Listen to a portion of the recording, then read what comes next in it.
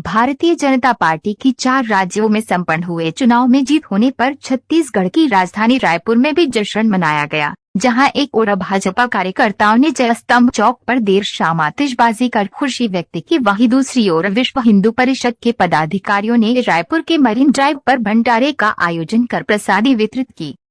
आपने देखा कल 5 राज्यों का चुनाव परिणाम आया है और जिस प्रकार से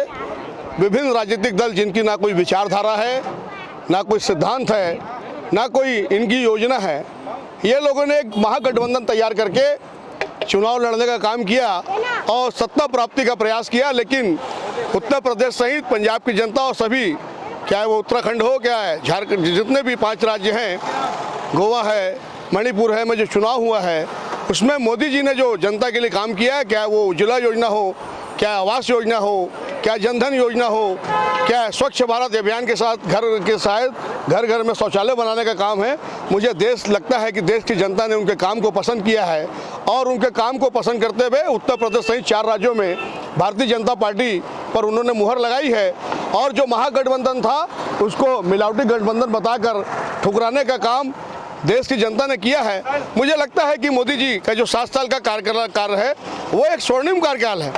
और देश की जनता पसंद कर रही है और हम लोगों के लिए बड़े सौभाग्य का विषय है कि भारतीय जनता पार्टी के हम कार्यकर्ता हैं और हमको मोदी जी जैसा व्यक्ति प्रधानमंत्री के रूप में मिला है। आज पूरे विश्व में भारत की छवि को एक मजबूत राष्ट्र के रूप में और मैं समझता हूँ विश्व गुरु के रूप में बनाने का काम मोदी जी ने किया है और आने वाले समय में हमारे देश में भी आप देखिएगा जो खुशहाली दिखाई दे रही है वो मोदी जी के जो कार्य करने का तरीका है उससे दिखाई दे रही है और पूरा भारत जो है संपन्नता की ओर बढ़ रहा है। और मोदी जी का जो सपना है कि हर व्यक्ति का ऊपर जो है छत, घर उसके सर पर छत होनी चाहिए, ये सपना भी उन्होंने साकार करने का काम किया है और मैं समझता हूँ पूरे देश में भारत जो है विश्व में अग्रणी होगा और मोदी जी के नेतृत्व में हमारी जो विश्व गुरु बनने की जो सपना था वो पूरा होने जा रहा है। इसी उपलक्ष्य में भाई योगेश सैनी जी और हमारे अमित चिमनानी जी, हरीश ठाकुर जी, किशोर चंद नायक जी, हमारी कविता भाभी, सभी के द्वारा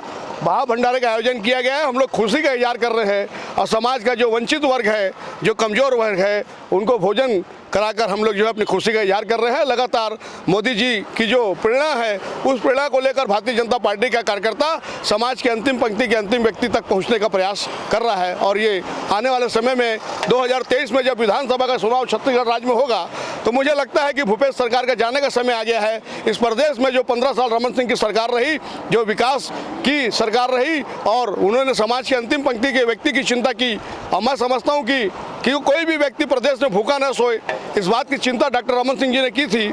और हमारी जो योजना है उसी को आगे बढ़ाने के बजाय उस योजना को भी भूपेश सरकार नहीं चला पा रही है। 2023 में जब प्रदेश में भारतीय जनता पार्टी की सरकार बनेगी तो प्रदेश फिर से एक बार चहुमुखी विकास की ओर अग्रसर होगा, इस बात का मुझे पूरा विश्वास है।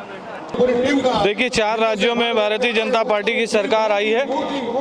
और चूंकि भारतीय जनता पार्टी के कार्यकर्ता निरंतर लोगों की मदद में लगे रहते हैं, भोजन की व्यवस्था, दवाइयों की व्यवस्था करते ही हैं, तो उसी परिप्रेक्ष्य में एक अच्छा मौका है तो हम खुशी को सेवा कार्य करके मना रहे हैं। बहुत से जरूरतमंद लोग, महिलाएं, बच्चे, बुजुर्ग आज इस भंडारे का लाभ लेने आ रहे हैं और ऐसा महसूस होता है कि ऐसे भंडारों की ज़रूरत निरंतर इस देश को है, प्रदेश को है, शहर को है, क्योंकि बहुत से लोग राहगीर होते हैं, कहीं जाते रहते हैं, उनके लिए खाने की व्यवस्था नहीं होती और होटल में वो खाना खा सकें इतने वो शायद सक्षम नहीं होते। उसी परिप्रेक्ष्य में ये भंडारा हो रहा है। आप देख पा रहे हैं कि किस प्रकार से ज़रूरतमंद लोग इसका लाभ ले रहे हैं। तो भंडारा पूरी तरीके से भारतीय जनता पार्टी के 4 राज्यों में प्रचंड मतों से जीतने के उपलक्ष्य में हमने रखा है। मैं अमित चिमनानी इस कार्यक्रम का संयोजक हूँ। 4 राज्यों में भाजपा की सरकार आने के खुशी में हमने एक छोटा सा अपने भाई बहनों के लिए भंडारा रखा है और हमें बहुत खुशी है इस चीज़ की कि सब लोग आए हैं और प्रसाद का आनंद ले रहे हैं और आशा करते हैं कि जल्द ही अपना ये छत्तीसगढ़ में भी भाजपा सरकार आए और हिंदू सनातन धर्म को आगे लेके जाए और जो काम भाजपा करके दिखाई है उत्तर प्रदेश में वही काम छत्तीसगढ़ में दिखाए और जो पहले होता आया था अभी सब काम रुके हुए हैं और इससे आम जनता को बहुत दुखी और परेशानी हो रही है और भाजपा आएगी तो ये सब पूरे काम रुके हुए जितने पड़े हैं सब चलेंगे और सबका साथ सबका विकास बना रहेगा। जय श्री राम। मैं योगेश सैनी, विश्व हिंदू परिषद उपाध्यक्ष, रायपुर, छत्तीसगढ़।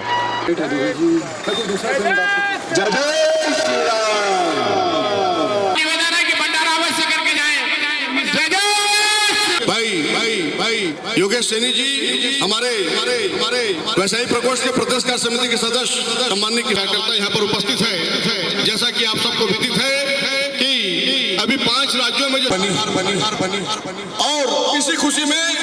हमारे इस पूरे कार्यक्रम के संयोजक आज हम लोग खुशी का इजहार करते हुए हमारे आने वाले सरकार समय में इस प्रदेश में भी भारतीय जनता पार्टी उन्होंने जिस प्रकार से गरीबों की चिंता की है, क्या वो आवास योजना के माध्यम से हमारे गरीब भाइयों को। लेटेस्ट न्यूज के लिए सब्सक्राइब करें और न्यूज अपडेट्स के लिए बेल आइकन पर क्लिक करें।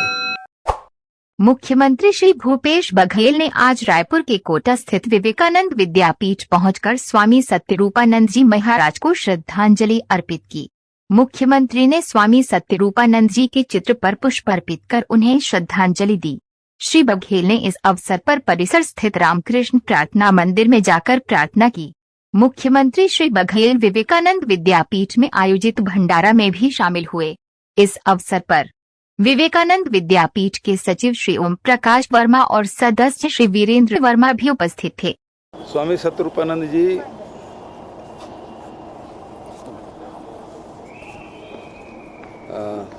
चूँकि शरीर त्याग चुके हैं और कल श्रद्धांजलि सभा थी और आज यहाँ कोटा में भंडारा रखा गया है। स्वामी आत्मानंद जी के साथ मिलके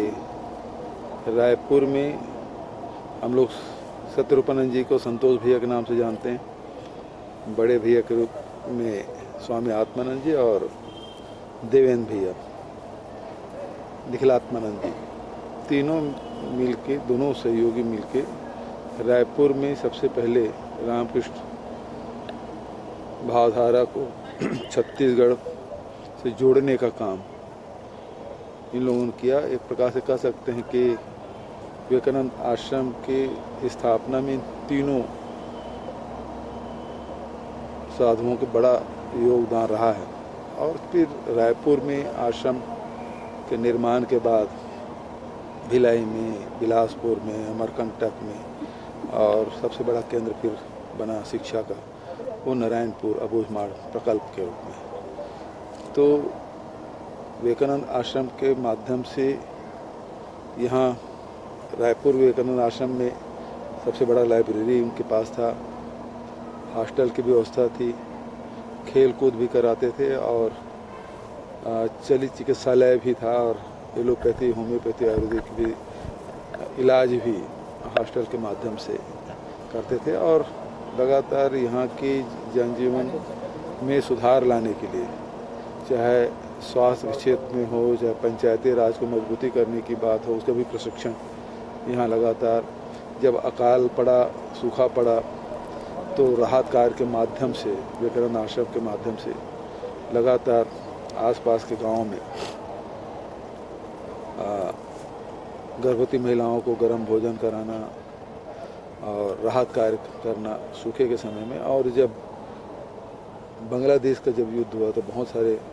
बांग्लादेशी यहाँ आए, तो माना में जो विस्थापित हुए, पखानजोर में विस्थापित थे, उनके बसाहट के लिए, उनकी सेवाएं देने के लिए विवेकानंद आश्रम के जो सहयोग है उसे कभी भुलाया नहीं जा सकता। तो उसमें एक प्रमुख स्तंभ संतोष भैया थे। देवेंद्र भैया और बड़े भैया तो पहले ही शरीर त्याग दिए थे और ये तीनों में से एक कड़ी बची हुई थी और उसके जाने से एक युग की समाप्ति हो गई है, मैं कह सकता हूँ। तो बहुत बड़ा योगदान छत्तीसगढ़ को रामकृष्ण भावधारा से जोड़ने का काम, विवेकानंद जी से जोड़ने का काम इन तीनों महापुरुषों ने किया। मैं उन्हें विनम्र श्रद्धांजलि अर्पित करता हूँ। लेटेस्ट न्यूज के लिए सब्सक्राइब करें और न्यूज अपडेट्स के लिए बेल आइकन पर क्लिक करें।